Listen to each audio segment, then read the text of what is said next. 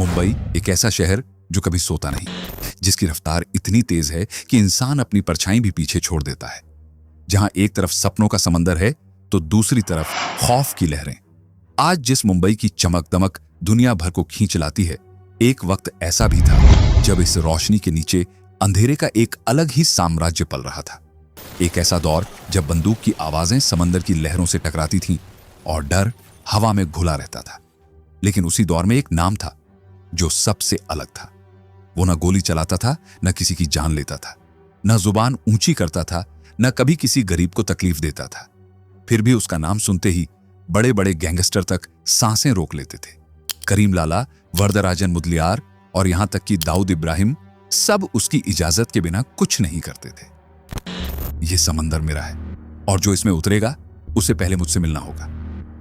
यह कोई फिल्मी डायलॉग नहीं था, यह उसकी सोच थी और यह सोच ही थी जिसने उसे समंदर का राजा बना दिया। हाजी मस्तान, एक नाम जो अब कहानी बन चुका है, लेकिन वो कहानी कोई काल्पनिक नहीं थी, वो हकीकत थी, सच्ची, खुरदुरी और दिल को छू लेने वाली।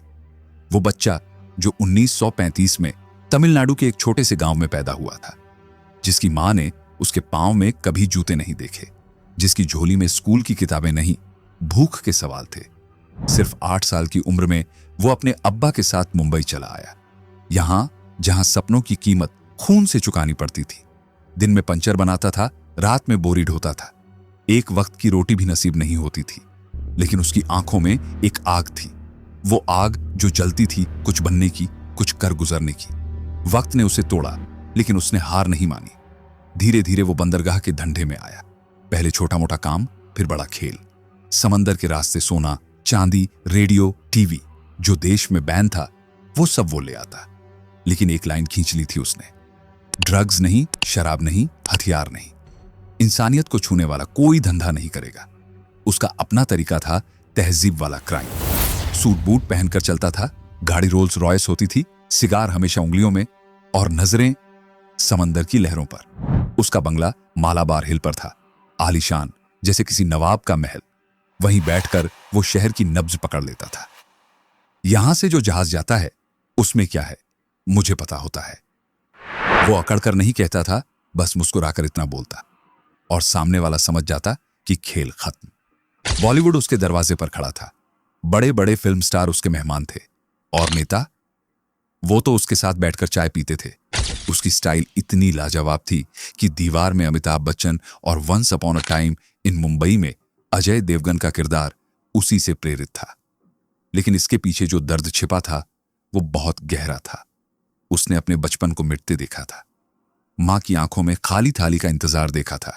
इसलिए उसने कसम खाई थी, भूखे को रोटी देगा, जरूरतमंद को मदद देगा, लेकिन जुल्म नहीं करेगा। वो डॉन था, लेकिन उसके पास इज्जत थी। वो तस्कर था, लेकिन शराफत उसकी पहचान थी।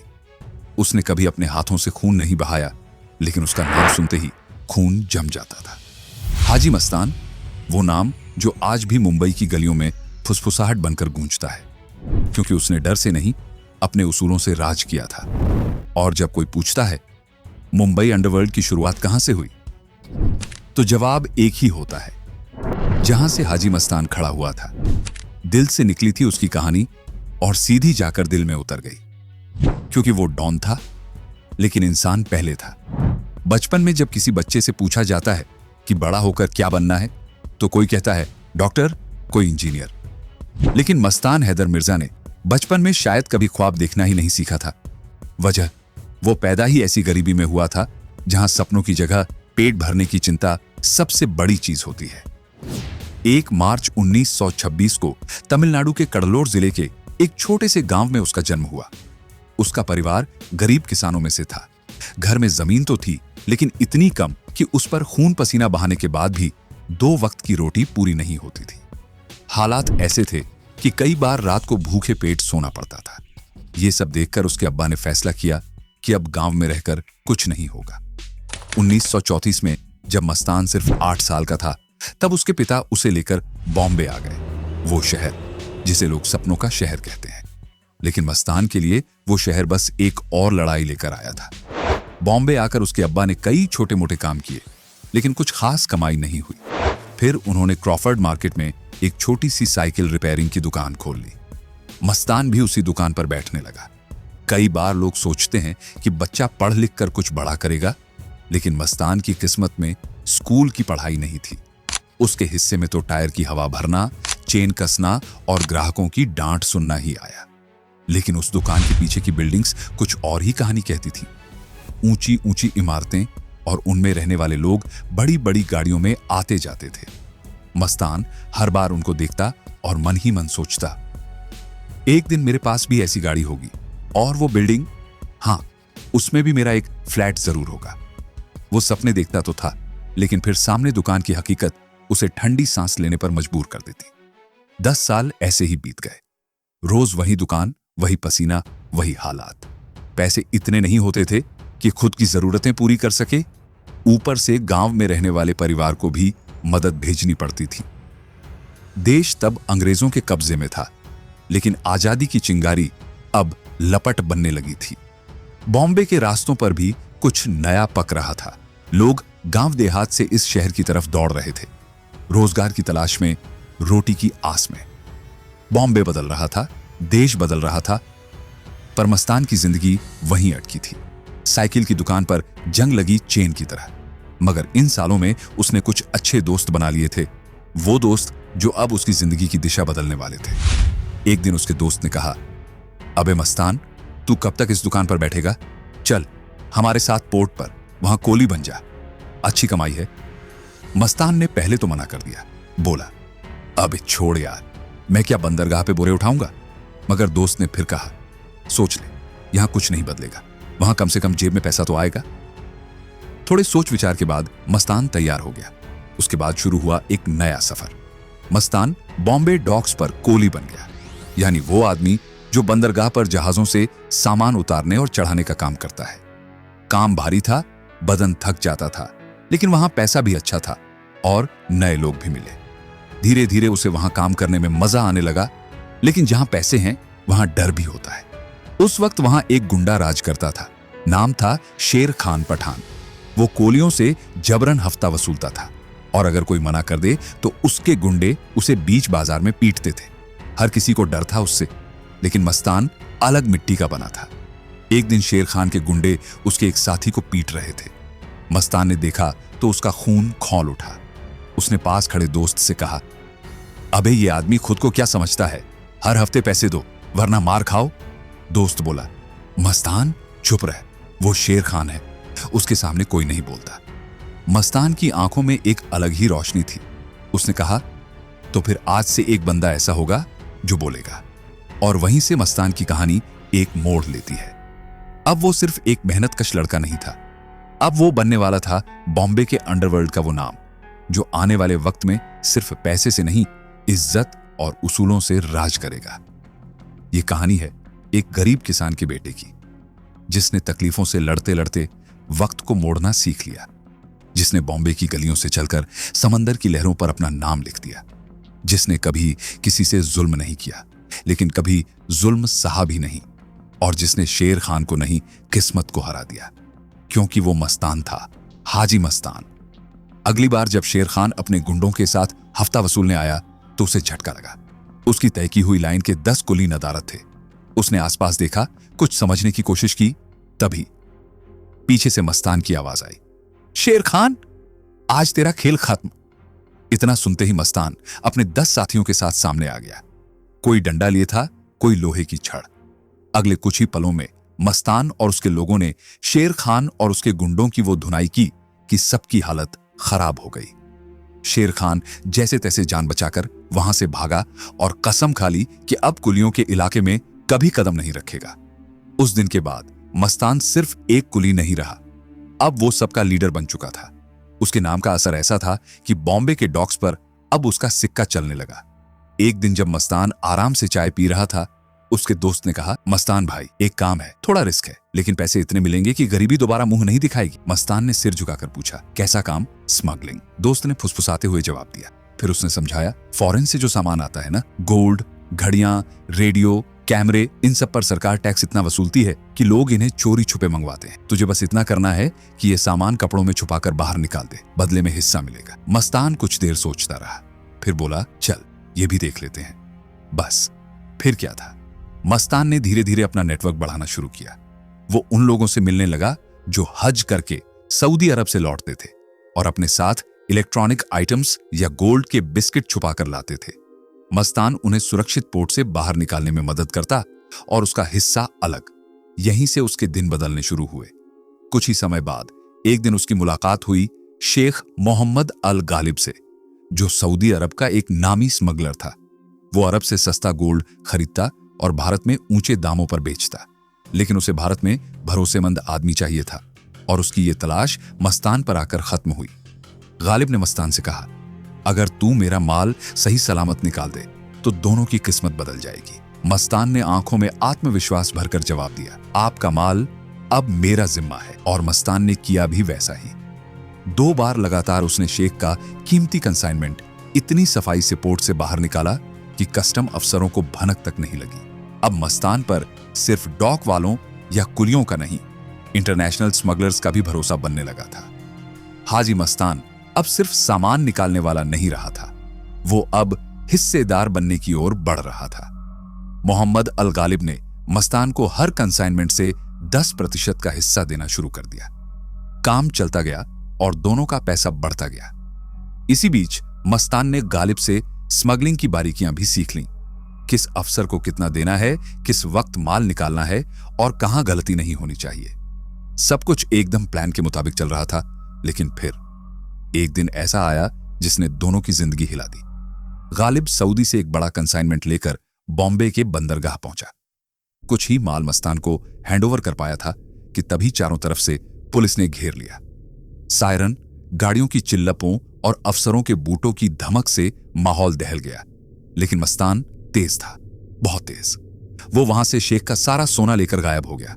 गालिब पकड़ा गया, कोर्ट में पेशी हुई और उसे स्मगलिंग के आरोप में 3 साल की सजा मिल गई। 3 साल बीते। जब शेख मोहम्मद अल गालिब जेल से बाहर आया तो उसके पास कुछ भी नहीं बचा था। सोचा था मस्तान से मिलेगा, शायद कोई बहाना बनाएगा या कह देगा कि सोना पुलिस ने जब्त कर लिया। लेकिन हुआ कुछ और ही। हाजी मस्तान ने वही पुराना बॉक्स जिसका तस उसके सामने रख दिया। गालिब की आंखें फटी की फटी रह गईं। इतना कीमती सोना, 3 साल लंबा वक्त, और फिर भी कोई उसे हाथ तक न लगाए, यह उस दौर में मुमकिन नहीं था। शेख ने हैरानी से पूछा, तुमने इसे बेचकर अपने लिए कुछ क्यों नहीं रखा? मस्तान मुस्कुराया और बोला, अब्बू कहते थे ईमान सबसे बड़ी दौलत है और ऊपर वाला सब देखता है। शेख मोहम्मद अल गालिब उस दिन मस्तान के आगे खामोश हो गया और फिर उसी खामोशी में उसने एक बड़ा फैसला ले लिया। उसने सोने का आधा हिस्सा मस्तान को दे दिया और कहा, आज से तू मेरा पार्टनर है, 50% का हकदार। बस यहीं से हाजी मस्तान की असली शुरुआत हुई। कभी पंचर बनाने वाला लड़का, कभी कुल्ली के तौर पर बोरी उठाने वाला नौजवान, अब बॉम्बे के अंडरवर्ल्ड में उभरता एक नया सूरज बन गया था। मस्तान का तरीका बाकियों से अलग था। वो ना तो गुस्से में गोली चलाता था, ना धमकी देता था। वो प्यार से बात करता था और अगर जुबान दे देता तो मरते दम तक नहीं बदलता। उसके दुश्मन भी उसकी ईमानदारी के कायल थे। आज भी बॉम्बे की गलियों में एक कहावत सुनी जाती है, अगर मस्तान ने वादा किया है तो वो पूरा होकर रहेगा। बॉम्बे की अंडरवर्ल्ड की दुनिया में जहां बाकी गैंगस्टर्स लोगों में खौफ पैदा कर अपने रास्ते बनाते थे, वहीं हाजी मस्तान का तरीका बिल्कुल अलग था। वह बिना किसी आम आदमी को नुकसान पहुंचाए एक ऐसा सिस्टम खड़ा कर रहा था जो बाकी लोगों से बिल्कुल अलग था। उसकी एक छवि लोगों के बीच किसी रॉबिनहुड जैसी बनने लगी थी, क्योंकि वह सिर्फ अपना ही धंधा नहीं देखता था, बल्कि जरूरतमंदों की मदद भी करता था। चाहे किसी का इलाज कराना हो या किसी गरीब लड़की की शादी करवानी हो, मस्तान चुपचाप मदद कर दिया करता था।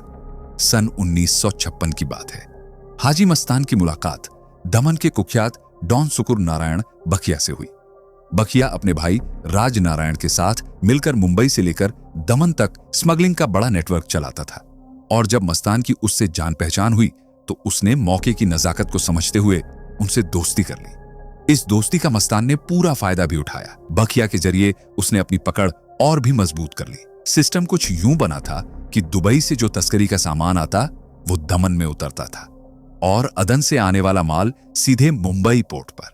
सामान बखिया ब्रदर्स का होता था, लेकिन उसकी निगरानी अब मस्तान करता था। इसीलिए बहुत से लोग उसे बखिया का शागिर्द मानने लगे थे। लेकिन मस्तान सिर्फ शागिर्द नहीं था, वक्त के साथ वो खुद बखिया के बराबर का पार्टनर बन गया। कुछ ही सालों में एक बड़ा हादसा हुआ। राजनारायण बखिया की मौत हो गई। भाई की मौत के बाद सुकुर नारायण अकेला पड़ गया। इतने बड़े स्मगलिंग ऑपरेशन को अकेले संभालना उसके लिए आसान नहीं था। मजबूरन उसे मस्तान की बराबरी में लाना पड़ा। उसने एक बड़ा फैसला लिया, दमन का बंदरगाह वो खुद हैंडल करेगा और मुंबई पोर्ट अब हाजी मस्तान के हवाले कर दिया गया। अब हाजी मस्तान के पास सिर्फ तस्करी नहीं, पूरा मुंबई पोर्ट था और इसी के साथ उसका रसूख पहले से कई गुना बढ़ गया। उसी वक्त बॉम्बे में दो और नाम बहुत तेजी से उभर रहे थे। एक था वरदराजन मुदलियार, जिसे लोग वर्धा भाई कहते थे, और दूसरा था पठानों का सरदार करीम लाला। हाजी मस्तान जानता था कि बॉम्बे जैसे शहर में अगर उसे वाकई बादशाह बनना है तो सिर्फ पैसे से बात नहीं बनेगी। इसके लिए मसल पावर भी चाहिए, लेकिन गोली चलाकर नहीं, समझदारी से।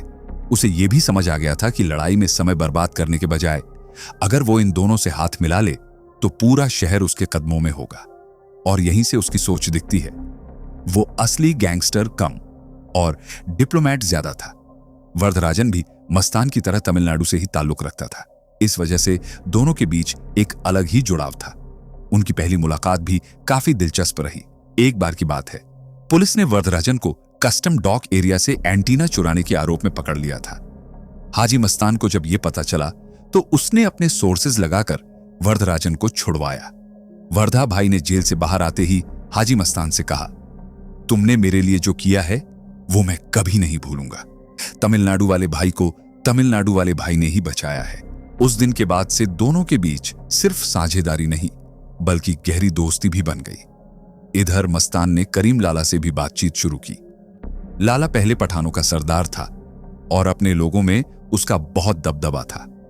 लेकिन जब मस्तान ने उससे मिलने के बाद कहा, बंबई बड़ा शहर है, लड़ाई से कुछ नहीं मिलेगा, क्यों ना मिलकर चलें, तो लाला भी मुस्कुरा उठा और बोला, तू बात सही करता है मस्तान, गोली से नहीं इज्जत से राज होता है। इस तरह तीनों की तिकड़ी बन गई, करीम लाला, वर्धा भाई और हाजी मस्तान। अब बॉम्बे की सड़कों पर उनका सिक्का चलता था। एक दौर ऐसा आया जब ये तीनों मिलकर शहर की कई बड़ी डील्स डिसाइड किया करते थे। और मस्तान, वो हर मीटिंग में सबसे शांत लेकिन सबसे असरदार आदमी होता था। उसका उसूल साफ था, काम करो, नाम भी मिलेगा और इज्जत भी, लेकिन किसी बेगुनाह की जिंदगी खराब मत करो। आज भी लोग कहते हैं बॉम्बे का असली बादशाह वो नहीं था जो सबसे ज्यादा गोली चलाता था, बल्कि वो था जो सबसे कम बोलता था, लेकिन जब बोलता था पूरा शहर सुनता था। पुलिस कस्टडी में वरदराजन से जबरदस्त पूछताछ चल रही थी। सिगरेट का धुआं, गर्मी से चिपचिपाते हुए कपड़े और अफसरों की गालियां, लेकिन वरदराजन चुप था, एकदम खामोश। न उसने चोरी का सामान बताया, न किसी का नाम लिया। उसी वक्त थाने के अंदर एक शख्स दाखिल हुआ। सफेद शर्ट, काली पैंट, बालों में सलीके से कंघा और उंगलियों के बीच में 555 ब्रांड की सिगरेट दबाए। उसकी एंट्री होते ही वहां मौजूद सिपाही एक दूसरे को देखकर साइड हो गए। कोई कुछ नहीं बोला। यह आदमी था हाजी मस्तान। मस्तान सीधा वरदराजन की तरफ बढ़ा, उसके पास झुका और धीरे से तमिल में फुसफुसाया, वक्कम थलाइवर, मतलब नमस्ते चीफ। वर्धा चौंक गया। हाजी मस्तान को सामने देखकर कुछ पल को तो वो हैरान रह गया। मस्तान ने कहा, देखो भाई, पुलिस को वो एंटीना वापस कर दो, मैं वादा करता हूं तुम उससे कहीं ज्यादा पैसा कमाओगे। वर्धा ने उसकी आंखों में झांककर पूछा, कैसे? मस्तान मुस्कुराया और बोला, मेरे गोल्ड के धंधे में पार्टनर बन जाओ। वर्धा थोड़ा सा सोच में पड़ा, फिर बोला, और तुम्हें इससे क्या मिलेगा? मस्तान ने जवाब दिया, तुम्हारी मसल पावर, ताकि मेरा काम बिना किसी डर के चले। बस वहीं से दोनों के बीच एक अंडरवर्ल्ड पार्टनरशिप शुरू हो गई, जो दोस्ती में भी थी और फायदे में भी। इसके बाद मस्तान ने वरदराजन की मुलाकात करीम लाला से करवाई।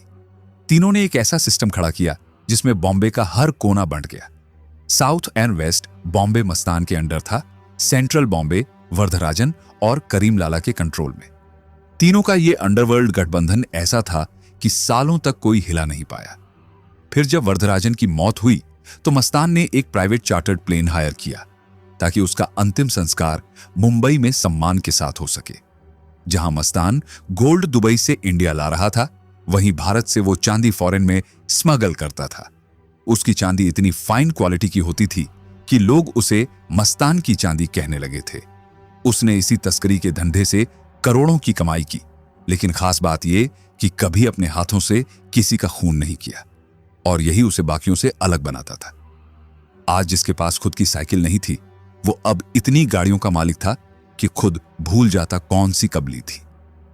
वो मालाबार हिल के अपने बंगले की बालकनी में बैठता, सिगार पीता और समंदर की तरफ देखता जैसे पूरी दुनिया उसकी मुट्ठी में हो। हर रोज उसके बंगले के बाहर जरूरतमंदों की लाइन लगती थी और मस्तान हर किसी की मदद करता। लोग कहते थे, हाजी मस्तान गुंडा है मगर दिल का शरीफ है। साल 2010 में जब once upon a time in Mumbai नाम की फिल्म आई तो अजय देवगन का किरदार असल में इसी हाजी मस्तान से इंस्पायर्ड था। अपने करियर के पीक पर मस्तान ने मद्रास की एक लड़की साहबी से शादी कर ली। 3 बेटियां हुईं। अपना खून का बेटा नहीं था तो एक लड़के को गोद लिया, नाम रखा सुंदर शेखर। स्मगलिंग से आगे बढ़ते हुए मस्तान ने रियल एस्टेट में भी पैर जमाने शुरू कर दिए, लेकिन इस बिजनेस में उसका टकराव हुआ यूसुफ पटेल से, जो कभी उसका पार्टनर हुआ करता था। रिश्ते इतने बिगड़े कि मस्तान ने उसे खत्म करवाने का प्लान बना लिया। खुद तो मस्तान ने कभी हथियार नहीं उठाया, तो ये काम उसने सौंपा करीम लाला को। करीम लाला ने 2 शूटर भेजे। एक दिन रोड पर चलते हुए उन दोनों ने यूसुफ पटेल पर ताबड़तोड़ गोलियां बरसा दी। 2 गोली सीधे बाजू में लगी। इससे पहले कि यूसुफ की जान जाती, उसका बॉडीगार्ड ढाल बनकर सामने आ गया और अपनी जान देकर यूसुफ पटेल को बचा लिया। जब मस्तान को यह पता चला कि यूसुफ जिंदा है तो वो खुद उससे मिलने पहुंचा। सामने खड़ा होकर बोला, जिसे खुदा जिंदा रखना चाहे उसे मैं क्या मारूंगा। और इस एक लाइन ने 2 दुश्मनों को फिर से दोस्त बना दिया। उधर बॉम्बे की गलियों में मस्तान का नाम ही काफी था और इधर फिल्म इंडस्ट्री अपनी जवानी की दहलीज पर थी। सिनेमा हॉल्स हाउसफुल जा रहे थे, नए स्टार्स चमक रहे थे और रुपहले पर्दे पर एक अलग ही जादू छाया हुआ था। मस्तान, जो खुद अंदाज का बादशाह था, सिनेमा के इस जादू से खुद को दूर नहीं रख सका। वो अंडरवर्ल्ड का वो खिलाड़ी बन चुका था जिसके एक इशारे पर पूरा शहर हिल जाता था। इंडस्ट्री के बड़े बड़े नाम दिलीप कुमार, अमिताभ बच्चन, राज कपूर, धर्मेंद्र और फिरोज खान सब उसके स्टाइल और पावर से प्रभावित थे। बाद में जब सलीम जावेद की जोड़ी ने दीवार फिल्म लिखी तो विजय का किरदार काफी हद तक मस्तान से इंस्पायर था। यहां तक कि अमिताभ बच्चन भी अपने रोल में जान डालने के लिए सलीम जावेद के साथ कई बार मस्तान से मिलने उसके बंगले जाया करते थे। मस्तान को गौर से देखते, उसकी चाल, उसकी बोलचाल, उसकी बॉडी लैंग्वेज सब कुछ नोट करते। लेकिन मस्तान की कहानी सिर्फ क्राइम और पावर की नहीं थी। उसकी जिंदगी में एक कोना इश्क के लिए भी था। एक बार उसकी मुलाकात मधुबाला से हुई और पहली नजर में ही दिल दे बैठा। एक गैंगस्टर होकर भी वो उसकी मासूम मुस्कान के आगे पिघल गया। काफी दिन तक वो अपने जज्बात छुपाता रहा, फिर धीरे धीरे दोस्ती की डोर मजबूत की। एक दिन उसने अपने एक भरोसेमंद आदमी से मधुबाला तक अपने दिल की बात पहुंचाई। लेकिन अफसोस, मधुबाला के दिल में मस्तान के लिए कोई खास जगह नहीं थी। रिश्ता बनने से पहले ही खत्म हो गया। पर मस्तान ने हार नहीं मानी। कुछ वक्त बाद उसकी मुलाकात वीणा शर्मा उर्फ सोना से हुई, जो शक्ल से मधुबाला की हमशक्ल थी और एक स्ट्रगलिंग एक्ट्रेस भी। मस्तान ने उससे निकाह कर लिया और ठान लिया कि उसे सुपरस्टार बनाकर ही रहेगा। उसने पैसा पानी की तरह बहाया, फिल्में बनवाई, रोल दिलवाए, लेकिन किस्मत ने साथ नहीं दिया। सोना को कभी भी वो स्टारडम नहीं मिल पाया जो मस्तान ने उसके लिए सोचा था। शायद मोहब्बत में मिली ये हार मस्तान की सबसे बड़ी शिकस्त थी। साल दर साल बीते और मस्तान का नेटवर्क और भी मजबूत होता गया। सिर्फ स्मगलिंग ही नहीं, बल्कि पॉलिटिक्स में भी उसकी पैठ गहरी होती चली गई। बड़े बड़े नेता, अफसर और बिजनेस टाइकून उससे जुड़े रहते थे। उन्हीं दिनों उसकी जान पहचान संजय गांधी से भी हो गई थी। एक बार संजय गांधी की दोस्त और अभिनेत्री अमृता सिंह की मां रुखसाना सुल्ताना मुंबई आई। उन्हें एक इंटरनेशनल ब्रांड का साबुन कैमी बेहद पसंद था, लेकिन उस समय वो भारत में मिलना बंद हो गया था। जब वो मायूस होकर वापस जाने लगी तो जैसे ही अपनी कार के पास पहुंची, हैरान रह गईं। कार की पिछली सीट पर कैमी साबुन के ढेर लगे हुए थे। बगल में खड़ा एक शख्स सफेद कुर्ता पायजामा, गोल्डन घड़ी और आंखों में गजब का इत्मीनान लिए मुस्कुरा रहा था। उसने शराफत से झुककर सलाम किया और कहा, मुझे हाजी मस्तान कहते हैं। यह था उसका स्टाइल, बोलने से ज्यादा करने में यकीन। सिस्टम पर उसकी पकड़ ऐसी थी कि सालों तक कोई उसे गिरफ्तार नहीं कर पाया। कस्टम और पुलिस के कई अफसरों को वो कीमती गिफ्ट्स देता रहता था और जो अफसर उसे ना कहता उसकी पोस्टिंग ही बदल जाती। 1974 की बात है। एक ईमानदार कस्टम ऑफिसर ने मस्तान की डील ठुकरा दी। उल्टा उसकी स्मगलिंग पर लगातार छापे मारने लगा। हर बार जब मस्तान का माल पोर्ट पर आता वो ऑफिसर रेड डालता और अगर कभी माल हाथ न भी लगता तो वो मस्तान के इलाकों में घुसकर सामान बरामद कर लेता। इस वजह से मस्तान को बड़ा घाटा होने लगा और फिर उसने अपना आखिरी पत्ता चला अपनी पॉलिटिकल पहुंच का इस्तेमाल कर उस अफसर का ट्रांसफर करवा दिया। इस तरह मस्तान अपने उसूलों और रिश्तों के दम पर चलता रहा। दोस्ती में वफादार, मोहब्बत में दीवाना और दुश्मनी में खतरनाक। मुंबई एयरपोर्ट पर भीड़भाड़ के बीच वो अफसर अपनी फ्लाइट पकड़ने ही वाला था कि तभी सफेद कुर्ते पायजामे में एक शख्स वहां आ धमका। आंखों में जीत की चमक, चेहरे पर एक कुटिल मुस्कान और चाल में बेमिसाल ठाठ। वो और कोई नहीं, खुद हाजी मस्तान था। बिना किसी झिझक के सीधा उस अफसर के पास आया और हल्की मुस्कान के साथ बोला, ऑल द बेस्ट। अंग्रेजी का ये छोटा सा वाक्य उसके लिए आसान नहीं था, लेकिन अफसर को चिढ़ाने की गरज में उसने मेहनत करके इसे रट लिया था। उसी साल मस्तान की महाराष्ट्र के एक दबंग मंत्री से जबरदस्त टकराव हो गया। बात इतनी बढ़ गई कि मंत्री जी सीधे दिल्ली जा पहुंचे और धरने पर बैठ गए। मीडिया के कैमरे के सामने उन्होंने खुलकर ऐलान कर दिया, हाजी मस्तान की गिरफ्तारी अब होकर रहेगी, चाहे जो हो। अब सरकार के पास भी और कोई चारा नहीं बचा था। मुंबई पुलिस ने मस्तान को अरेस्ट तो कर लिया, लेकिन जेल भेजने की बजाय उसे कोल्हापुर के एक शाही गेस्ट हाउस में रखा गया। वो जगह किसी 5 स्टार होटल से कम नहीं थी। हर वो आराम, हर वो सुविधा जिसकी मस्तान को आदत थी। फिर आया साल 1975, जब पूरे देश में भूचाल आ गया। इंदिरा गांधी ने इमरजेंसी का ऐलान कर दिया। जहां एक तरफ विपक्षी नेताओं को गिरफ्तार किया जा रहा था, वहीं हाजी मस्तान को conservation of foreign exchange and prevention of smuggling activities act यानी कोफेपोसा के तहत पकड़ लिया गया। इस बार मस्तान को असली जेल की हवा खानी पड़ी। कहते हैं उसने इंदिरा गांधी को अपनी रिहाई के बदले मोटी रकम देने की पेशकश भी की थी, लेकिन किसी ने उसकी बात को तवज्जो नहीं दी।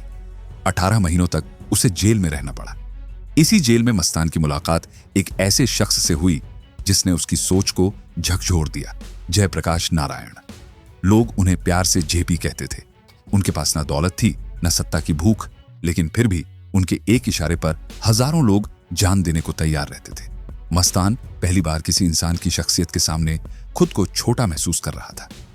उसने जेपी से खुलकर बात की और जेपी ने उसे साफ कहा, तुम्हारे पास अब भी मौका है इस जुर्म की दुनिया से निकलकर एक आम इंसान की तरह जिंदगी जीने का। यह बात मस्तान के दिल में घर कर गई। रिहा होते ही उसने तय कर लिया कि अब तस्करी से कोई नाता नहीं रखेगा। इमरजेंसी के वक्त मस्तान ने कई विपक्षी नेताओं को पुलिस से बचाने और छुपाने में मदद की थी। शायद यही वजह थी कि जब देश में जनता पार्टी की सरकार आई तो उसके खिलाफ कोई कार्रवाई नहीं की गई। जेल से निकलने के बाद उसने सबसे पहले हज की यात्रा की और वापस लौटकर राजनीति में उतरने का फैसला किया। उसने महाराष्ट्र के एक दलित नेता जोगेंद्र कावड़े के साथ मिलकर दलित मुस्लिम सुरक्षा महासंघ नाम की पार्टी बनाई। उसका सपना था मुस्लिम और दलितों को साथ लाकर राजनीति में एक बड़ी ताकत बनाना। साल 1984 में उसने चुनाव भी लड़ा, लेकिन नतीजा बेहद निराशाजनक रहा। ना वो खुद जीत सका, ना उसकी पार्टी का कोई भी उम्मीदवार। फिर 1990 में उसने पार्टी का नाम बदलकर दलित, मुस्लिम, अल्पसंख्यक और सुरक्षा महासंघ रख दिया। इस बार प्रचार में बॉलीवुड के ट्रेजेडी किंग दिलीप कुमार भी उसके लिए प्रचार करने उतरे, लेकिन किस्मत शायद अब उसका साथ छोड़ चुकी थी।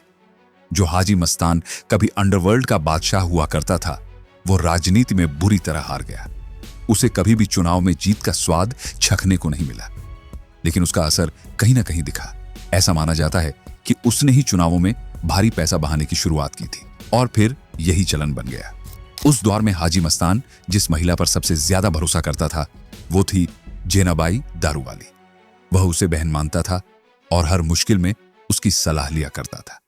1980 में एक दिन मस्तान ने अपनी कार भेजकर जेनाबाई को अपने घर बुलाया। परेशान दिख रहा था। बोला, बेलासिस रोड पर मेरी एक प्रॉपर्टी है। गुजरात के चिलिया लोगों ने उस पर कब्जा कर लिया है। मैंने करीम को कहा कि वो अपने लड़कों को भेजे, लेकिन उल्टा वो लोग ही बुरी तरह जख्मी होकर लौटे हैं। अब तू ही बता क्या करूं? मस्तान की आवाज में वो ताकत नहीं थी जो कभी होती थी। उसकी जुबान पर अब हिंसा की जगह मायूसी का साया था। वक्त बदल रहा था और मस्तान भी। पूरी बात ध्यान से सुनने के बाद जेनाबाई ने एक कलम और कागज मंगवाया। फिर बड़ी ही चतुराई से कागज पर एक लंबी लकीर खींचकर मस्तान से पूछा, क्या तुम इस लकीर को बिना छुए छोटा कर सकते हो? मस्तान ने थोड़े हैरानी से कहा, अरे जेनाबाई, मैं तुम्हें एक गंभीर मसले पर सलाह लेने बुलाया हूं और तुम मुझसे पहेलियां सुलझाने को कह रही हो। जेनाबाई ने हंसते हुए फिर से कलम उठाई और उस लकीर के ठीक बगल में एक और बड़ी लकीर खींच दी। फिर बड़ी मासूमियत से बोली, देखो, इस लकीर को बिना छुए ऐसे छोटा किया जा सकता है। उसने मस्तान को समझाते हुए कहा, तुम पठानों और दाऊद इब्राहिम के गैंग के बीच सुलह कराओ, उन्हें जोड़ दो। जब दोनों एक हो जाएंगे तो अपने अपने काम खुद संभाल लेंगे। मस्तान की आंखों में चमक लौट आई। उसे जेनाबाई की बात बिल्कुल सही लगी। उसने तुरंत फैसला लिया और अपने घर पर मुंबई के दोनों दुश्मन गैंग के मुखियाओं को बुला लिया। दोनों को कुरान पर हाथ रखवाकर वादा दिलाया कि वे अब आपस में खून खराबा बंद कर देंगे। फिर मस्तान ने दोनों से अपनी प्रॉपर्टी की समस्या बताई। उसके बाद पठानों और दाऊद के गुंडों ने मिलकर चिलिया लोगों को वहां से हटा दिया। फिर उसी जमीन पर मस्तान ने मस्तान टावर्स नाम की एक आलीशान बिल्डिंग बनवाई। यह मस्तान की खासियत थी, बिना किसी को गोली चलाए अपने दबदबे को कायम रखना। वह हमेशा बहुत से लोगों की मदद करता था। यही अंदाज बाद में कई गैंगस्टरों ने अपनाने की कोशिश की, लेकिन कोई भी मस्तान जैसा रुतबा हासिल नहीं कर पाया। उस समय मुंबई में डी कंपनी का सरगना दाऊद इब्राहिम भी मस्तान के लिए काम करता था। मुंबई में अरुण गावली और छोटा राजन जैसे और भी नाम उभर रहे थे, लेकिन अंडरवर्ल्ड का असली ताजदारी सिर्फ दाऊद इब्राहिम को माना जाता था। मस्तान खुद दाऊद को अपना शागिर्द कहता था। मस्तान ने दाऊद को एक बार खास नसीहत दी थी, देख दाऊद, अपने काले धंधे का काम रात 9 बजे से सुबह 5 बजे के बीच ही निपटा लेना।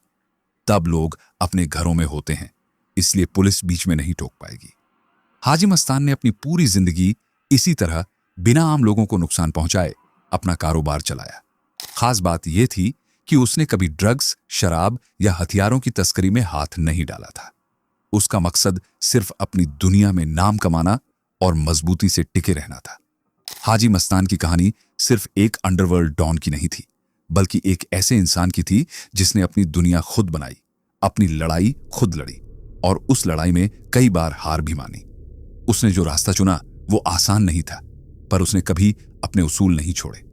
मुंबई की चमक दमक के पीछे छुपे इस किरदार की जिंदगी में दर्द भी था, टूटन भी थी और एक ऐसा अकेलापन भी था जिसे शायद ही कोई समझ पाया हो। उसके जाते ही मुंबई ने अपनी एक कहानी खो दी, वो कहानी जो शहर की गलियों से लेकर उसकी शान और शौकत तक हर जगह गूंजती थी।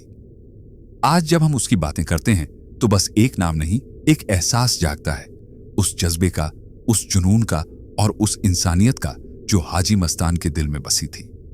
वो कभी वापस नहीं आएगा, पर उसकी यादें, उसकी जिंदादिली और उसकी जंग हमारे दिलों में हमेशा जिंदा रहेंगी।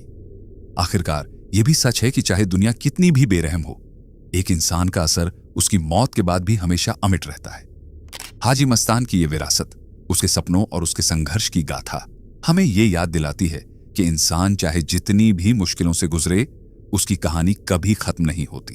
वो बस एक नई शुरुआत बन जाती है।